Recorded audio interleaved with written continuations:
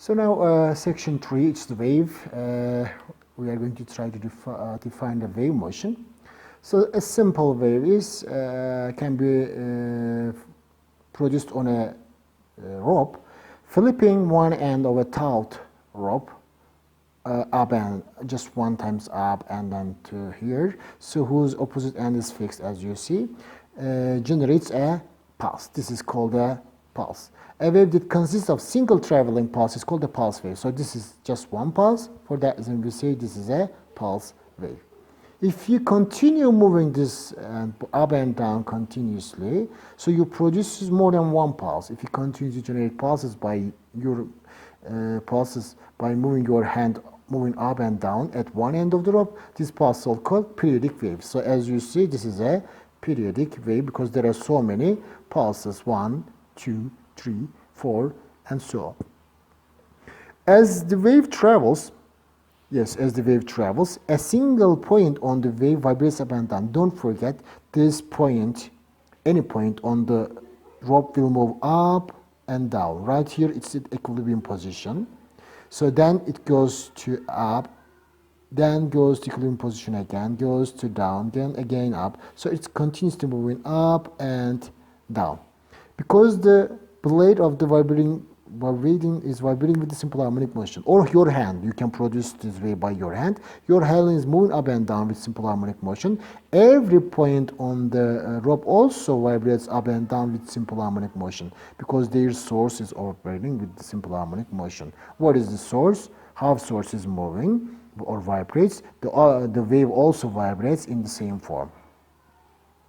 So a wave whose source vibrates with simple harmonic motion is a sine wave. So this shape is very similar to sine wave because a graph of trigonometric function y is equal to sine x produces this curve when plotted. As you see, this is the graph of a sine function, sine x. So this shape and that shape are the same. For that reason, we say this wave has the form of a sine graph, sine x. For that reason, we say sine x.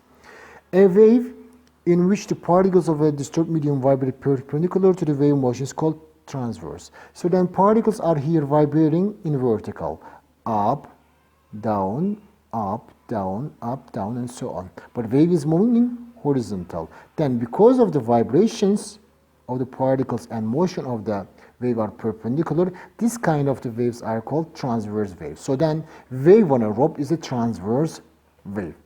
So a picture of a wave like the one in B is sometimes called a waveform. And we are going to take this picture of the wave on the rope and you are going to locate it on a coordinate system. So this drawing is called a waveform. So this drawing explains that there are so many points. Some points are at equilibrium position, some are at maximum displacement, some are at different locations. So when you combine the position of billions of points, draw the position of billions of points on a coordinate system x and y, so this is called a waveform. This is just the position of millions of points at time is equal to at any time is equal to, for example, first second or second 2 second or third second, so just one time. However, you can also draw a waveform by the position of just one point over time. For example, this is the position of billions of points at time is equal to any time, but this is the position of one point as time passes. So that point is initially at equilibrium position, then goes up, the same point goes down, then negative maximum, then equilibrium, then positive maximum. So this represents the same point, but as time passes, the point is continuously moving up and down. When we locate its position displacement on the coordinate system with respect to time, this is also called a waveform. Difference is that there are billions of points at one time, like taking a picture by a snapshot. This is the position of just one point every time, and in term interval as time passes. But both are called the waveform, but they express different things. So We can, now we are going to learn some terms about the wave motion. A wave is measured in terms of its displacement from equilibrium position vertical. So it has got amplitude. The maximum displacement from the equilibrium position, this is the equilibrium position, is called amplitude. Amplitude can be down or amplitude can be up. Down and up. Distance from the equilibrium position is called amplitude. So the highest point above the equilibrium position is called crest. So those points are crest. But the lowest point below the equilibrium position is called trough. So those points are troughs. So maximum displacement from equilibrium position is called amplitude. But the length of a wave is called wavelength. It is the distance between the two successive crests or two successive troughs. This is called wavelength. Also, it is the length of one complete wave. A complete wave is formed by one crest up, one loop up, one loop down, or one pulse up, one pulse down. So this is also a complete wave. This is also one wavelength. All right, so now, so we define what transverse wave is. So the vibration or the displacement of the point is in vertical up and down, but the motion of the wave is in horizontal. So this is called transverse wave. But there are other types of waves. Vibration is in vertical. Also, motion of the wave is in horizontal. Motion of the wave is in horizontal too. So as you see, direction of the displacement or the vibration and direction of the motion of the wave are parallel. This kind of waves are called longitudinal waves. So vibration of the longitudinal wave is parallel to the wave motion. So pumping a spring back and forth produces compressed and stretched regions.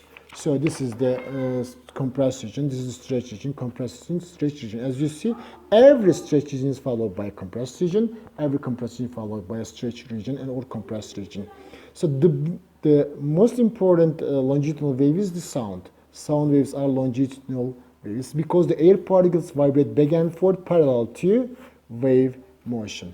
So when a speaker is playing music, so it produces some regions of compression, some regions of unstretched position. Compression and unstretched position. So this distance between two compressions is called one wavelength in a longitudinal wave. Here is at the compression, this is the pressure is high. At the compression, pressure is high, density is high. At the stretch, pressure is low, density is low. So then we can represent the longitudinal wave such that analogous to transverse wave, the compressed region corresponds to crest because high pressure corresponds to crest, or stretch region corresponds to trough. Look at here, right there, displacement or the density or pressure is high. Right here is density or pressure is low. Density is high, density is low. So low density trough, high density crest, low density trough, high density is graph. This is called density position graph. This is not a wave, but it is called a sine wave. Thus a longitudinal wave can also be described by a sine curve. It's called density or pressure graph or density or pressure wave. All right, so now sound waves may begin with a vibration of your vocal cords or a guitar string or a drum head. Yani every wave has a source. So right here the vibrating blade or your hand is the source. So the up and down movement of your hand generates waves on the string. Don't forget this, any vibrating object always has a characteristic frequency. Yani wave frequency and the source frequencies are always equal to each other. So because the motion of the object is transferred to the particles, the frequency of the wave is the same as the frequency of the source. So wave frequency describes the number of crests or troughs that passes a given point in a unit of time in 1 second. For example, assume that 12 crests passes a given point every 6 seconds. 12 crests corresponds 12 cycles. So then you are going to calculate the frequency by number of cycles divided by total time. Number of cycles 12, total time is 6. So it is 2 hertz is the frequency of this wave. So when a vibrating particle complete one full cycle, one complete wavelength passes any given point. So one cycle, one complete wave, 2 cycle, 2 complete wave. The period of the wave is the time required for one complete vibration of the particles of the medium, or time it takes for one complete wavelength to pass a given point. So the period of the wave is inversely related to frequency. We know it from the simple harmonic motion too. How can we calculate the speed of a wave? Speed is in general is equal to distance divided by time. So distance is delta x, time is delta t. It is the speed in general equation. But in a period of time, in a time which is equal to period, the wave travels a distance of wavelength. So then you can write in general form of the speed, in spatial form of the wave, lambda divided by t. But we know 1 over t is equal to f, so you can also write the equation for speed of a wave, lambda times f. But this equation is mostly used, more frequently used than that one. For that, it's better to know this one. Frequency of a wave is equal to lambda times the speed of the wave is equal to lambda times frequency of the wave. Speed of a mechanical wave is constant for a given medium. So this is another important thing. Speed of a wave only changes by changing the medium. Nothing else can change the speed of a wave. For example, at concert, all sound waves from different instruments reach your ears at the same moment, even if the frequencies are different. Yes, each sound has a different frequency, but you hear the sound coming from an orchestra at the same time. This proves that speed is traveling through the same medium with the same speed. So when a mechanical wave's frequency is increased, its wavelength must decrease in order for its speed to remain constant. Yes, speed of a wave just depends on the medium. If you increase the frequency of the sound, in this case its wavelength will decrease in that medium. Speed of a wave can change only when the wave moves from one medium to another, from air to water, from water to solid, or when certain properties of the medium, such as temperature, changes. Yes, so then we can say that speed of a wave only depends on the medium. If you change the medium, you can change its speed, or you can change the temperature or some other properties of the medium. You can only change the speed of a wave in this case. Question. A string vibrates with a frequency of 264 hertz, so frequency of the wave is 264. Assuming the wave of the sound in the ear is 343 meters per second, find the wavelength of the sound waves produced by the string. So V is equal to F times lambda. We are going to calculate the lambda, so divide by F and divide by F. So lambda is equal to V divided by F. V is 343, F is 264, so it is 1.3 meter. It is the wavelength of the wave. So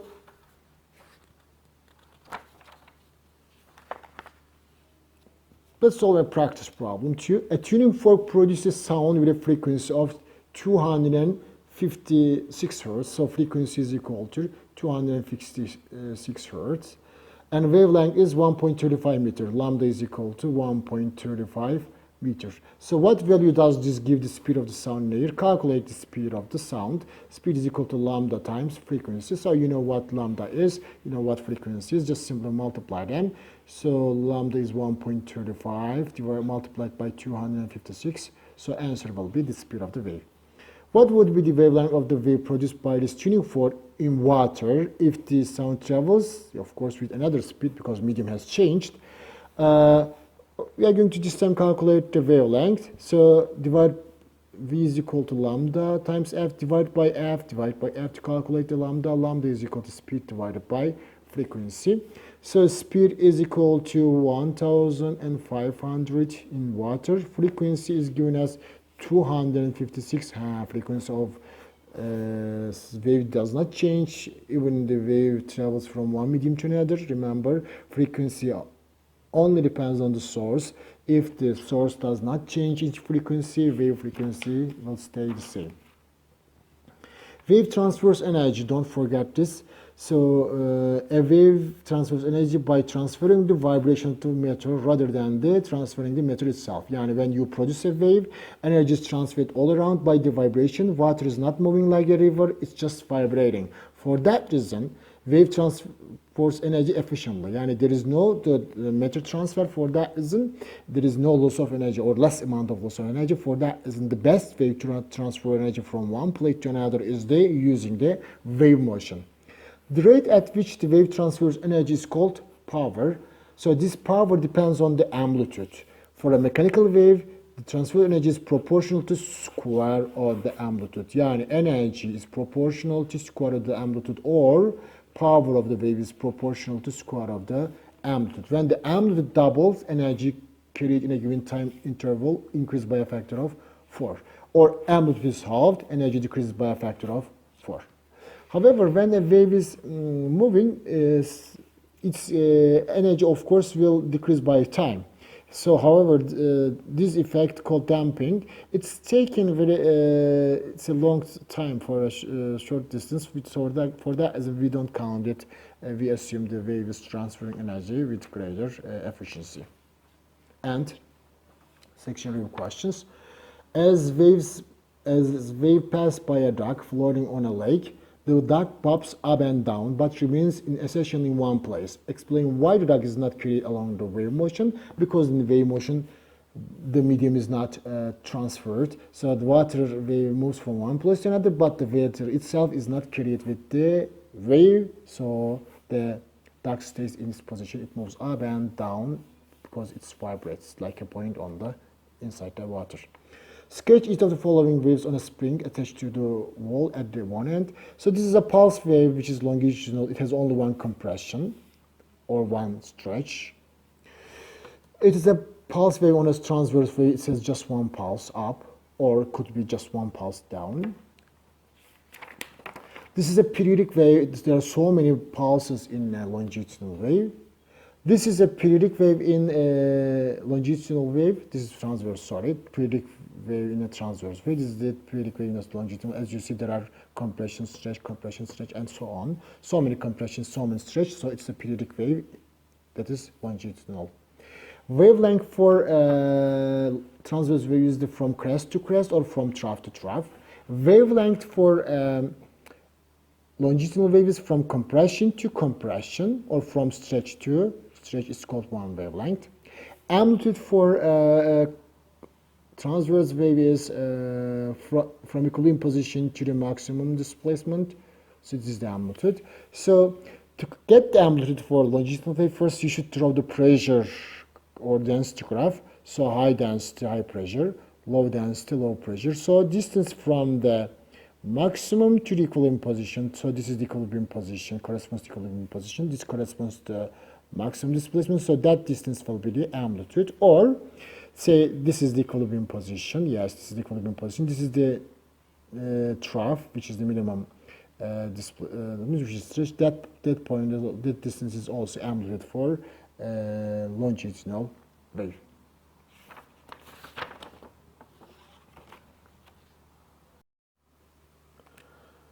So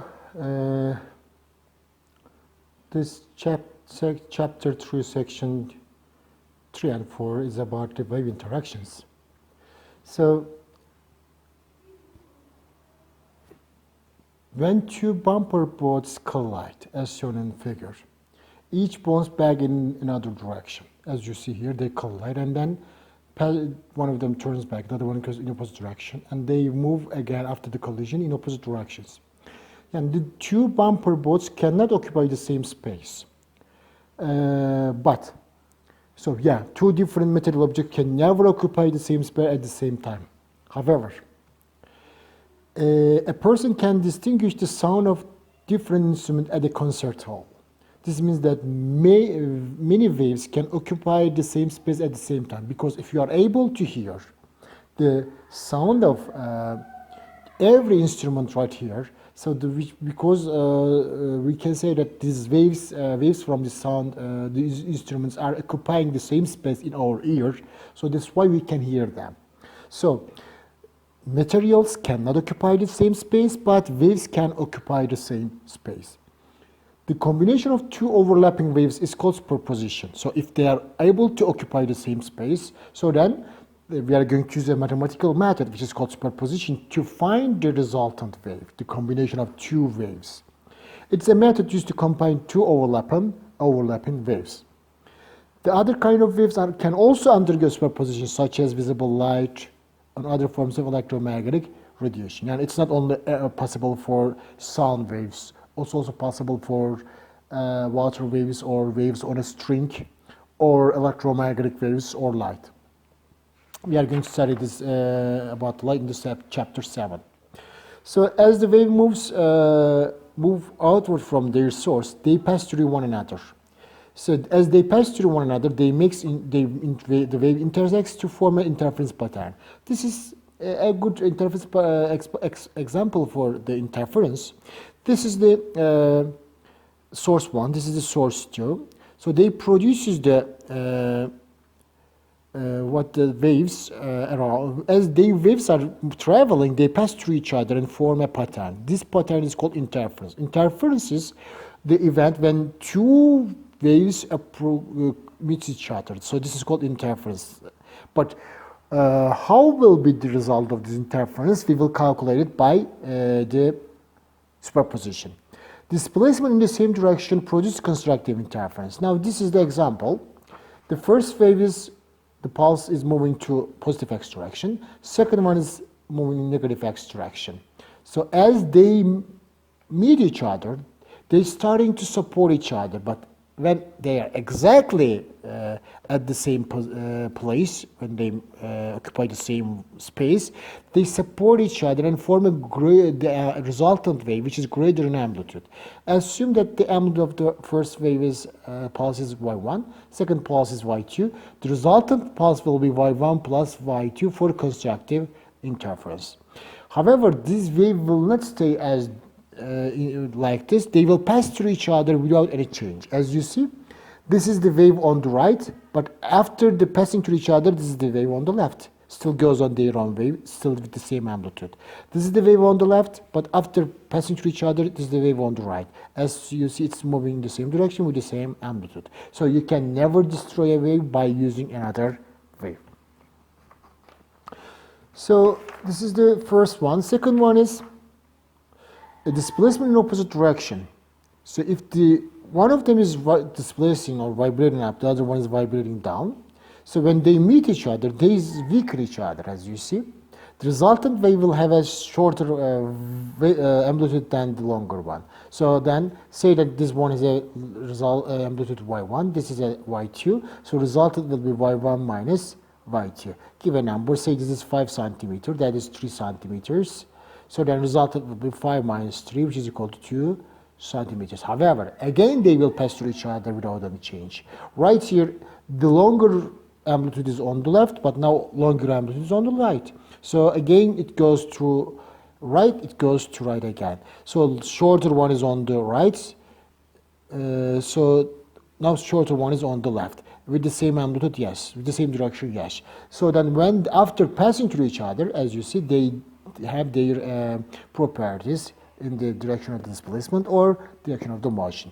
So this kind of interference is called destructive interference. For that reason, they cancel one another. However, if their amplitudes are the same, one of them is vibrating up. If their amplitudes are the same, one of them is vibrating up like this, the other one is vibrating down. So if their amplitudes are completely the same, in this case they will cancel each other completely. So these types of interference is called complete destructive interference. The superposition principle is valid not only for transverse wave, also longitudinal waves. When a compression and rarefaction interfere, there is destructive interference. Compression is high pressure, rarefaction is low pressure, or rarefaction is sometimes called stretch. Stretch. So when a compression and stretch meet each other, so this is a compression, this is a stretch. When they meet each other, they result destructive interference. But when a compression and compression meet each other, form a constructive interference. As you see, it's much more compressed region. You are going to observe that. So a wave of amplitude of 0.3 meter interferes with a second wave of amplitude of 0.2 meter. What is the largest resultant displacement. Largest displacement means it is constructive interference. For constructive interference, you are going to add them. So they are going to support each other and result a greater amplitude. 0.2 plus 0.3 result will be 0.5 meters. Next title is the reflection of waves. So a pulse is approaching to through a rope or moving through a rope which is fixed at one end. Fixed means this end it cannot move up and down. It's fixed to the wall, fixed boundary. A wave is travel on a straight rope that is fixed at one end. When the pulse reaches the wall, the force exerts an upward force on the wall. Yeah, the points on the wall or on the rope pulls the wall up. But we know that if there is a force in there must be an action force, there must be a reaction on the, so the wall produces a force which is in the opposite direction of this one. So then the reaction from the wall to the rope is downward. This downward force changes direction of the displacement. Now it is displacement is upward, then after reflecting from the wall it becomes downward because of that that reaction force. So as a result, the pulse is inverted. Inverted means the direction of the vibration has changed, and after reflection. This is the reflection from a fixed boundary. But before studying the second one, let's get an example. A string is rigidly attached to a post. Rigidly attached means fixed boundary. At one end, several pulses of amplitude 0.15 centimeters sent down the string are reflected at the post and travel back down the string without loss of amplitude. Yani they are coming right after one after another. So this one first reaches here, then turns down. By the time this one arrives here, and they meet each other. So what type of interference is this? It is complete destructive interference because their amplitudes are the same but they are vibrating opposite direction. It's complete destructive interference. So what is the amplitude at the point on the string where the maximum displacement points of the two pulses crosses? Now these two pulses across each other, for that reason they are destructive interference. Maximum displacement will be 0 here. So displacement, so no, there will be no amplitude. The string or the rope will be without vibration. So second type of the reflection is the reflection of waves at a free boundary. Free boundary means the end and this end can move up and down freely without restricted. A pulse without restriction. A pulse wave traveling on a straight rope whose end forms a ring. Why does it make a ring? It can move up and down easily. When the pulse reaches the boundary, the rope is free to move up as usual. Yeah, it can move up and down. And it pulls the ring up and down with it. Then the ring falls back down to its previous level. The movement of the rope at the post is similar to the movement of that would result if someone were to rip the rope up and send a pulse to the left. Yeah, you can think that somebody is holding the free end and moving up and down and producing a wave. For that reason, the wave reflects. However, because there is no action-reaction force, the rope is not applying a force on the wall is not giving a reaction, there will be no change in the direction of the displacement. So it's vibrating up, also vibrating upward direction. So standing waves are the last title of this section.